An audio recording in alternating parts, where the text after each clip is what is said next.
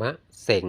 หรือว่าปีงูเล็กครับคลิปนี้ปีมะเสงนะครับมาดูกันเลยลักษณะนิสัยคนปีมะเสงไม่ควรตัดสินคนปีงูเล็กนะครับจากรูปลักษณ์ภายนอกที่ดูเป็นคนที่พูดจาเชื่องช้าและเฉยชาเพราะข้างในมีความคิดแบบฉับไวตื่นตัวและสังเกตการโกนปีงูมีอารมณ์ขันไม่ชอบการคุยเจาะแชะและก็ไม่คิดยุ้มยิ้มกับเรื่องในชีวิตประจำวันนะครับยามโกลาหลคนมะเสงจะมีจุดยืนที่หนักแน่นและคบคิดค้นหาทางออกได้อย่างสุขุมนี่ไม่ธรรมดานะครับอย่าเรียกว่างูเล็กนะครับแต่คิดการแต่ละเรื่องไม่ธรรมดาเลยเป็นไงครับตามตำรามีตรงกับใครบ้างไหมเอ่ยสำหรับคนเกิดปีมะเสงขอบคุณนะครับสำหรับการรับชมและติดตามคลิปหน้าเจอกันใหม่ครับปีอะไรติดตามกัน